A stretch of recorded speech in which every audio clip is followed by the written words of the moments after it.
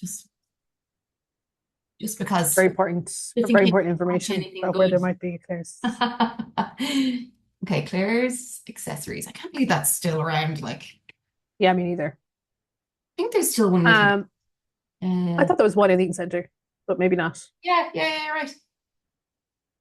It's down towards H&M, at the very end. Uh, right, so let's go there and get some studs for my Some ears. studs.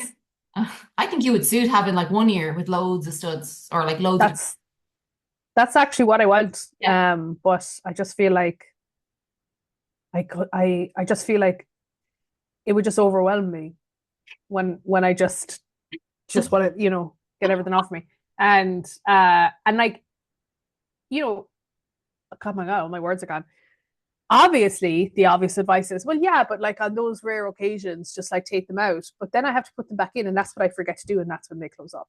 Yeah, yeah. And then you have to push them back through, and it's a whole thing. So there'll be some day that I'll be down somewhere and I'll be getting like a tattoo that's also a piercing shop. And I'm like, You know but what? when I'm here, couldn't you just do? And I'll get like 4 or 5 of them In done. one go because it's going to be Yeah. uncomfortable no matter what if you just get one or four. Yeah, Like, yeah, yeah. So I just get all of them done. Yeah. yeah, and then I Yeah. think you just get used to it if you get the ones with the flat backs, and then you just change them out when you want to look, or if you're going out or something, you'll change them out. But it is a Yeah. pain in the arse. It is. Yeah. I agree. Because I've also thought about the um that nose piercing. Ooh. Septum one. Mm. And I Um, did used to really like my lip piercing as well. Like I really, really liked it. do I ever saw you with your lip piercing? No, I was in college. I'd love a nose piercing here, but Mm. I just don't think I'd pull it off. Um, I uh, think everybody can pull off a nose piercing because I used to think the same thing. I think everybody can pull off a nose piercing. All you need to do is get one. You know what I mean? And then you're a person with a nose piercing. yeah, true. Although a couple of girls on my team have them, like I don't want to be a copycat. But my cousin has the bull ring and it looks pretty cool. Yeah. Um, Oh, can you imagine? Like, thing is, it wouldn't be water off a duck's back now, which is great. But like going home with that piercing, like oh my the God. Jesus, Jesus, the oh, someone notions gonna of you lead you one. in with a rope? Who does she think she is? Even wearing like a pair of sunglasses, that's a bit out of the ordinary. Like, you get the shit out No, of you. I know. Like I was trying to convince someone recently to wear sunglasses because when I went to the opticians on my 23andMe thing, which Yeah. that's a whole other top conversation of what's going on with 23andMe right now. But on my 23andMe thing, it says that I have a heightened risk for macular degeneration, which is like eyes. And so I was at the opticians and I said, my 23andMe says this, like, is there anything I can do to just like help prevent that? If like someone said, oh, you've got a high propensity towards diabetes, then you would Yeah. do Preventative stuff measures. to help. And yeah. And he said, honestly, not really, except for wearing sunglasses. And I Oh, was like, what do you mean? He said, yeah, like UV damage to your eyes will accelerate macular degeneration. Other than that, when you have it, then there's stuff we can do. Do you know what I mean? But like if you don't have it and there's no signs of it, wear sunglasses to protect your eyes. And I was like, oh, interesting. this Right. makes sense. Because like as a kid, wearing sunglasses because you were trying to look cool, people would be like, I know. oh, Yeah. you know, my optician was like, no, wear sunglasses for your eye health, Yeah. please. And and it seems silly now when you say it.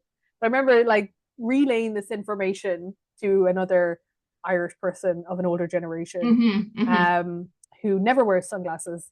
And I said, yeah, no, like the optician said, wear them because it's better for your eye health. And they were like, oh, no, like But you sure couldn't do that. couldn't be wearing. Like, I'd look like an Egypt. think of it. Your eye health is saved, but you're embarrassed for life. Yeah, but this way it doesn't matter if your eyes go a little bit. At least you have your reputation. Exactly. I'd rather be blind and not a fucking loser. Rather be blind than talked about in the pub. I know. Oh my God. It's so true though. Yeah. Oh my God. Could you And imagine? but even though we say this, we're making fun of it, but I will bet that both of us will agree that there's a limit to the type of sunglasses you can wear because once you cross that limit, no, you're Mhm. an idiot. Like, no, what are you thinking? We're Yeah. those kind of sunglasses. So Mhm. we're just as bad. We're just Yeah. as bad. It'd be like, look at your one. Who she thinks she is with the sunglasses. You wouldn't even have to say like which person it is. If there's one person, No, no, no. everyone has sunglasses on, but there's one person with the crazy sunglasses. You're like, look at your one with Yeah. the So like we make fun, but like we're also as bad. We should probably do better.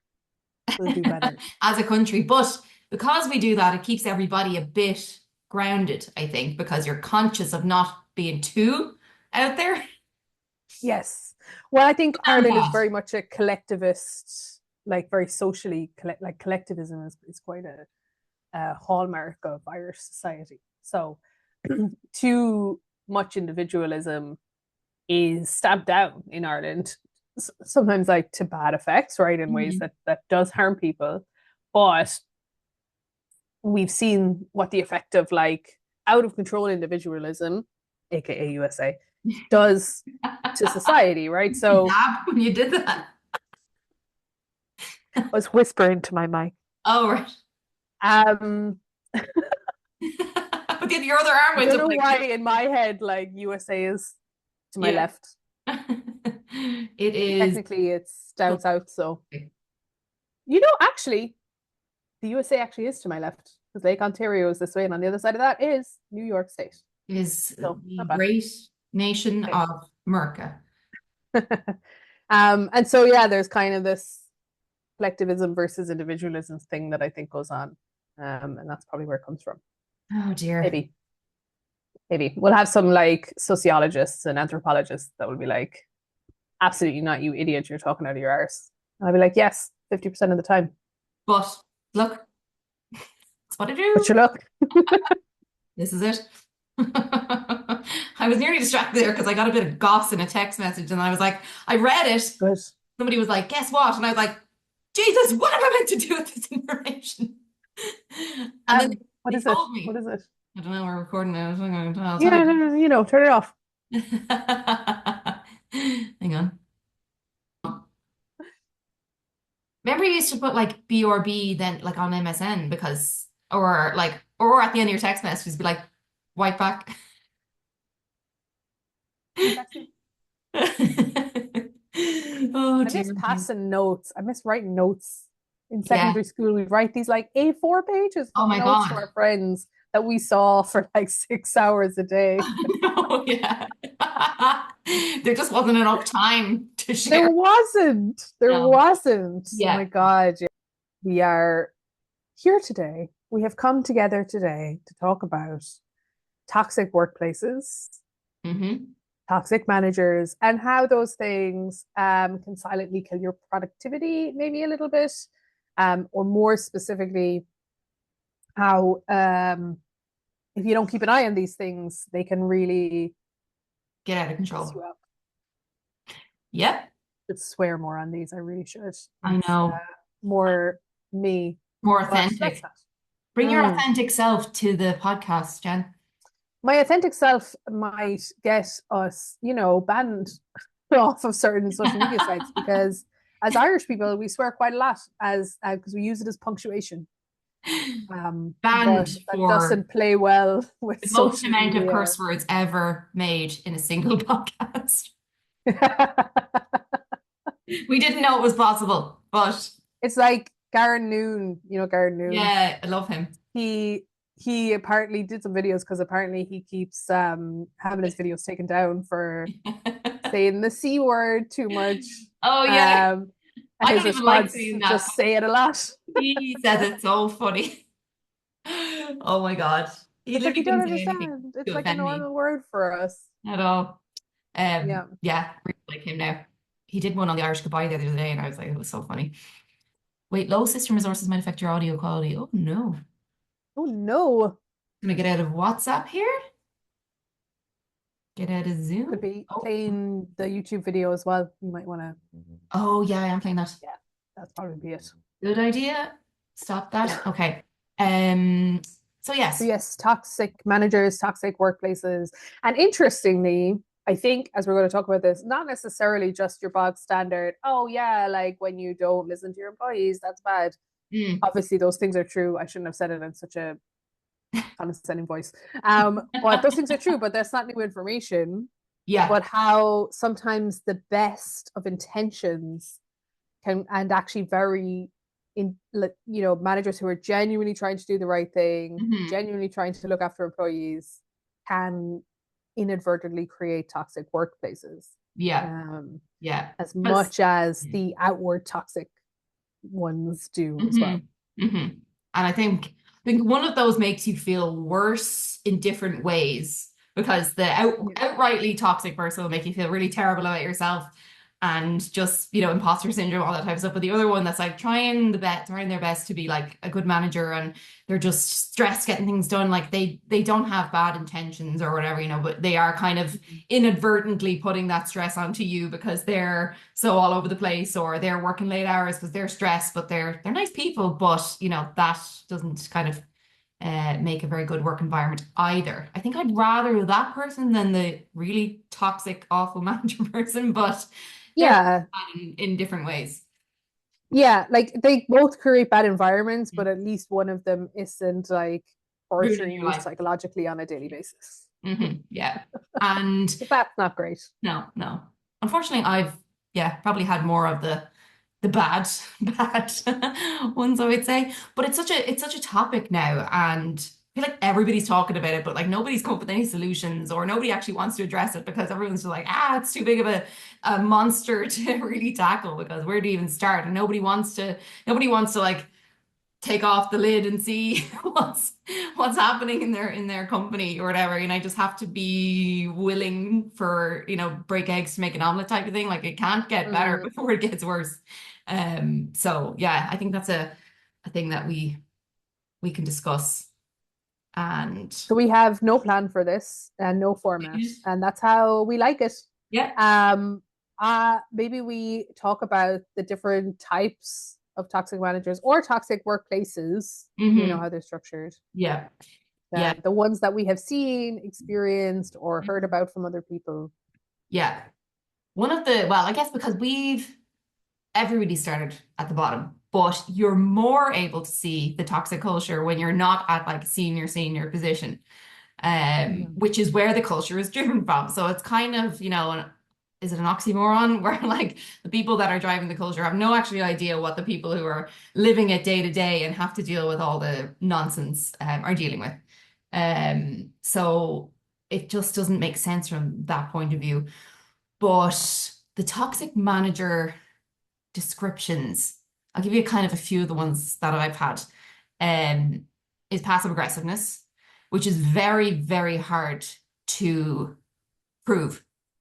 It's usually in a one-on-one environment or just, passing remarks or things like that that mightn't seem when you say it to say a HR person, you're like, well, they said this to me, but out of context, it doesn't really sound like that much. But over a period of time, like a year of working with that person, like constant little digs like that add up to like really making you go crazy.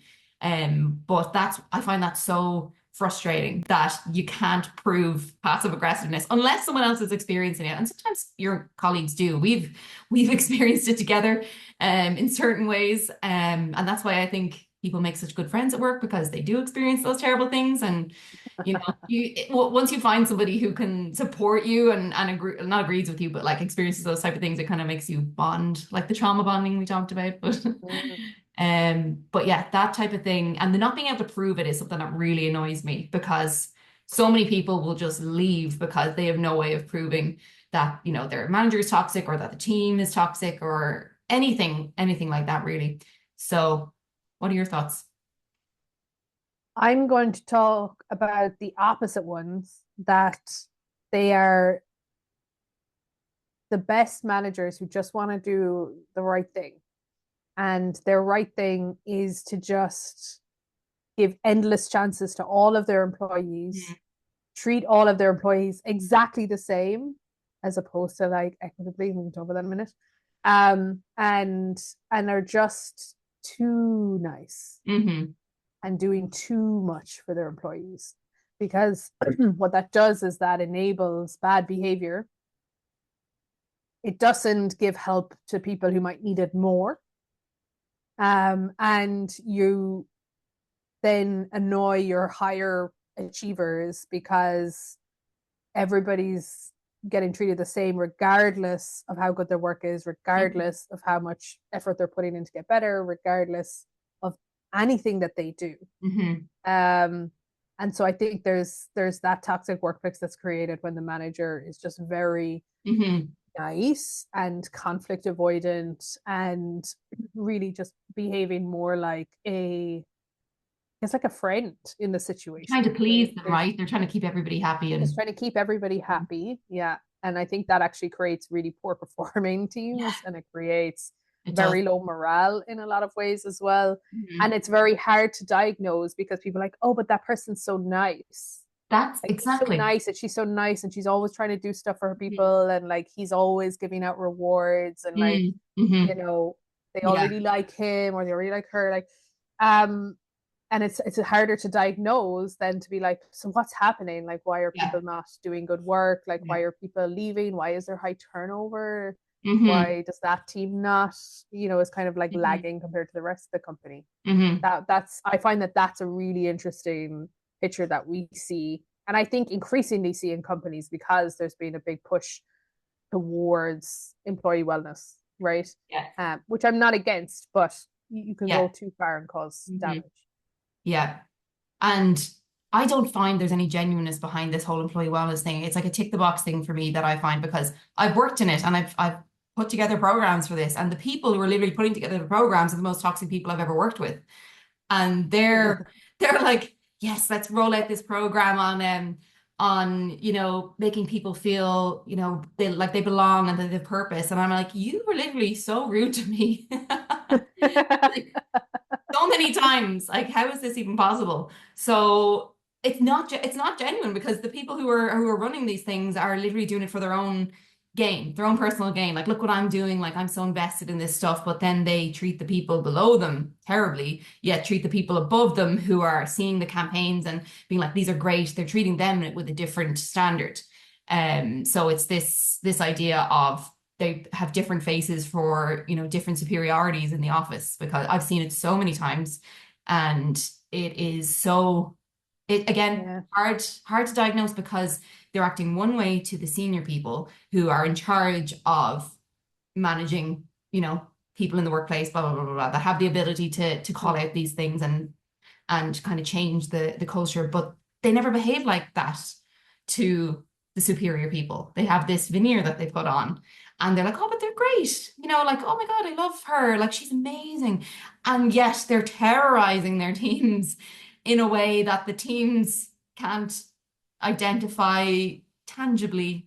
I use that word way too much, but it's so hard unless the group comes together collectively and they all decide, yes, we're going to say this, we're going to rock the boat. Another concept that we've talked about as well, that Mm. nobody wants to disrupt the harmony. Like we're kind of forced to put on a mask, per se, when we go into the office, this professional kind of version of ourselves, despite, authenticity being shoved down our throats. But you can literally never be Ironically. yourself in work. Like if some like people have been rude to me so many times and I literally can't say anything because I might get fired. Mm. I might get known as somebody who causes trouble. There's all these like various things that stop people from kind of identifying or diagnosing or not even that, but kind of calling out those behaviors that just leads to it just builds and builds and builds and builds and those people they just leave or they become like that themselves. They become so embedded in the toxicness that they're just develop into one of those people. Um and it's so nuanced, but as we both said, so hard to diagnose, so hard to address. But that doesn't mean you shouldn't try to do something about it, you know? Yeah. I Um, think it's like the cognitive dissonance as well, because I actually don't think you should bring your whole self to work. I yeah. think that's silly. I also think it's silly the notion that like you are the same person in all scenarios. Like, Mm-mm. of course, you have the personal version of yourself. That makes sense. Great example. I swear all the time, I'm Irish. It's my job. When I work with North My whole American companies, personality. yeah. when I work in North American companies, of course I don't do that because they have a different standard of offense as it relates Hmm. to cursing and swear words, right? Yeah. And that's such an innocuous example, and I think that's perfectly fine. And so I think it's okay to be not your whole authentic self at work. I think it's okay to have your work version of yourself. I think it's the cognitive dissonance where they tell you, come and bring your whole authentic self to work, Yeah. but also don't. But they don't And really want that. They really yeah, yeah, don't yeah, want that. yeah, Because yeah. imagine somebody That, and I offended think, you and you were like, shut up. Like, you were like, you know, who do you think you are? like the amount of times, I mean, in our free time that I would say, you'd say something and I'd be like, what are you on, Leslie? Like, Yeah, I would never say that to somebody in a professional setting. no. You just, And that's fine. That's yeah, fine. It's normal. That's okay. I think that's perfectly acceptable. And so, yeah, sorry, that was a little bit off topic of what you were saying, but I just think that's yeah. an interesting point to point out that the authenticity thing being shoved down our throats, yes, very ironic. Mhm. I do believe that authenticity plays a part because I think what we're trying to get to is this authenticity versus or as opposed to the disingenuous approach Yes. where they're creating this cognitive dissonance within Yeah. workplace cultures where they say one thing but mean another, Hmm. right? I don't think that it's bring your fully authentic self to work. I think it's just let's just be straightforward about this. Exactly. Yeah. Like be an Yeah. authentic person, that like say what you mean and just be kind and respectful generally, and that people can trust what they see is what they get. I really hate when people like say a lot of things and then they do things differently, or like we said, that the way they speak to management versus the people below them, like that's not like being Mm. authentic. You're either a kind person or you're not. Or a respectful person or you're not. Otherwise, if you've got these two different things that you're doing, you're basically the corporate psychopath because you're Yeah. literally you're playing each group for how you can get the most out of them, right? Mm. And for some reason you feel like you are superior to the people below you, but you're trying to schmooze the people above you in order to get further up. Um, Yeah. so I love the idea of the corporate psychopath because there are so many people I would describe as it. I might even be described as one by somebody else, but they're wrong. I think it's like I think that's also very nuanced because it makes sense to me that you would use different strategies for different groups to get the best out of them, right? That makes sense. That's treating That's the people difference. equitably. If people come to you with like different abilities, like so maybe you have someone who's neurodivergent working for you and some people who are neurotypical, like the strategies for their performance management is going to be different and you want to play to both of their strengths and really help them out with their weaknesses. But I think the nuance from what you were saying is like, but not in a way that's manipulative and Exactly. fake and false and ultimately might do harm to some Hmm. of those groups or to the company more specifically broadly because of like Yeah, there's no the sinister various like machinations motive that you're doing. there. And the Yes. key thing you Yeah. said there was, try to help them out. Being genuinely wanting to help and get the best out of people is a totally different thing. Of course, you're different to different people you talk to. Although I hate the idea of having to be so scared of like a CEO or something like that. They're human, like, but it's always been the manager or the manager above has always kind of created that fear of the superior people, like, well, you can't talk to them, can't say that to them, but like they're literally humans and like, why can't we just have a normal conversation? But that's another topic. No, yeah. Um, I think that there's like in one of the previous companies I worked for, one of the company values was trust. And it was always tricky to fully define it and much trickier to screen for it, mhm. in recruitment. Um, because there was this notion of like, how do you generate trust and or do you start assuming full trust and then you lose it? Like, how do Mm. we really talk about this very Very kind ambiguous. of like opaque, ambiguous concept and put it into a tangible, to your point, corporate setting? And I really think it comes down to this notion of what people are kind of maybe calling or pushing towards authenticity, which is just really just being straightforward. Hmm. And that can include, by the way, your employees, like, saying to people, we have to do this. And they say, why? And you're like, I honestly can't tell you. Yeah. Like, I'm just not in the position to be able to tell you why right now, but we just have to do this. And so This is let's the just like decision press we've made ahead. based on the information. Yeah. This is the best way to do it. Yeah. But like maybe that information is a little bit confidential right now or Yeah. whatever reason, instead of trying to make up other reasons around it to say, oh, Hmm. it's because of this, because then that's where it Yeah, starts getting, culture. yeah, yeah, yeah, We're going yeah. to improve our company culture. We've heard this before. Yeah. And so I think that's, one of the big areas when we talk about trying to avoid toxic workplaces and people using or companies using their values, Mm. right, etc., to try and avoid toxic workplaces or to create their best possible Hmm. workplace. But it's how to really put those into action is actually quite hard in some Hmm. ways, Yeah. but sometimes it's also actually just very easy. Yeah. It's just not comfortable. And I think that's maybe where people It is. trip up because No it's nuance. very easy for me to go to someone and say, we have to change our strategy. We have to do X, Y, and Z. I know it's not ideal. It's because of reasons that I actually can't really tell you right now because they're confidential, but I've made an executive decision and Hmm. you're doing it. Now that's a very like heavy-handed approach to something, but sometimes it's necessary. And it's very easy to do that. It's very uncomfortable to do that because the backlash is going to be, that's very heavy handed. Why won't you tell me why? Hmm. Like, I'm not sure if I want to go along with this. So obviously, there's going to be a lot of dissent that will follow that, as you would expect, as is normal between adults. Hmm. And so, sometimes you have to pull the like, I'm sorry, I'm the boss card. And Mm. that's really uncomfortable when you're trying to do the best for your employees and you're trying to be as open and honest with them as you can. And Hmm. so I think that people avoiding uncomfortable actions and uncomfortable situations, even if they're the simplest ones, Hmm. is something that creates toxic Yeah. workplaces, right? Yeah. Unwilling to be uncomfortable. Hmm. Because that kind of translates to people who will avoid confrontation at any cost as well, Yeah. even when it includes giving constructive criticism. Hmm. The general psychological understanding of getting things to be better is some degree of uncomfortableness. Yes. If you want to lose weight, you're going to be uncomfortable. You're going to have to drag yourself out of bed. You're going to have to not eat all the food you want. And we're very familiar with this concept. But the idea of we're just going to avoid it because it's uncomfortable, it's easy to do in the office because, okay, we're still making money. It's not really because we can't see that it's affecting our bottom line. We can't see hard evidence it's affecting our bottom line overall.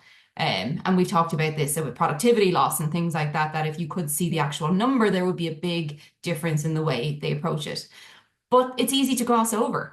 Okay, people will leave, blah, blah, blah, blah, blah, but like they leave and then they're forgotten about, and we just continue on, and nobody ever addresses it. And the bringing it up being the one to cause the problem, as it's seen as, is something that's ingrained, in our psyche now. We don't want to be the person that brings it up, because as we've seen, people lose their jobs and it's not a good Yeah. thing. But there needs to be there's no plans in place for, not that I know of anyway. So any company I've ever been, I've never known there to be some kind of reporting system for toxic behaviors, or report cards on, managers and how they do as managers, and anything like that, interviewing their employees, or checking in with them to see how the manager's doing. It's always the manager and their subordinates giving them the report card.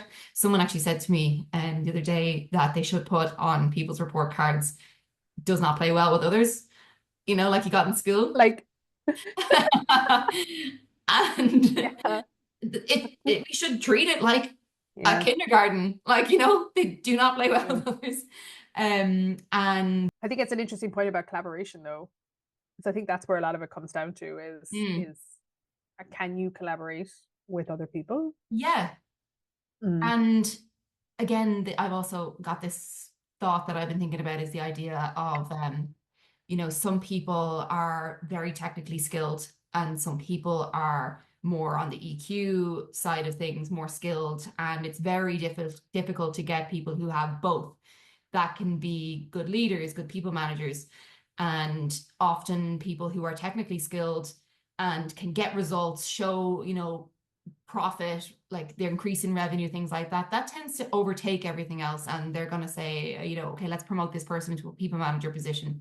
Mm. And as opposed to this new, not the new idea, but the idea of the individual contributor, which is not a standard anywhere. And it just seems so obvious to me that, you should be able to have people who are technically skilled grow in their career, but they don't necessarily need to be people managers, because that's the Mm. only way we can really see our progression through the company is becoming higher up with more people and more people below us. But like it just doesn't work that way. There's not enough people out there with both skills to be leaders and, be great people managers. Yeah, and there are like companies that do really try with the Mhm. individual contributor career Never, paths for never heard. sure. Oh no, no, there are Like definitely no one, plenty. no, from my experience, no one I've ever worked for has that type of thing. Yeah, no, they do, Mm. but it's very hard to do. So, you see it more in kind of bigger, engineering companies, right, and tech Yeah. companies, not necessarily in the startup space because there isn't really a lot of career progression in startups anyway, right? Hmm. Because like everybody's in there in a pack in the beginning, and you just kind of have to like get stuff done. Hmm. But later on, you kind of start hitting like 50 to 100 people and up, the career paths. There's a lot more movement towards trying to have this individual contributor career path, but it's just really hard to do because when you Hmm. think of the ultimate job, CEO, right? And now, not everybody wants to be CEO, but let's assume for a second that they did. Hmm. um, your path to CEO probably involves getting into the C suite, right? First, and to get into the C suite first, like you kind of have to prove that you're able to be a leader. To prove that, you probably have to prove that you've been able to have been a good manager, director, et Hmm. cetera, et cetera. And the nature of those roles is that you are overseeing and managing like a bunch of people. And so, on one hand, it is tricky to have any other significant career progression if you're not willing to get into people management. Yeah. On the other hand, it's that hard because at a certain point there's nowhere else to go Hmm. unless you kind of get up to that point. So you might see in a lot of companies that say you have like maybe like a CTO or a CIO or a like chief security officer who are like super super technical folks, and they appear to manage and oversee like a wide multi-layered department, but in reality they have like a right hand person who actually does all the management Hmm. for them, right? Hmm. You start to see that a little bit, but it's very difficult to put into a structure. Hmm.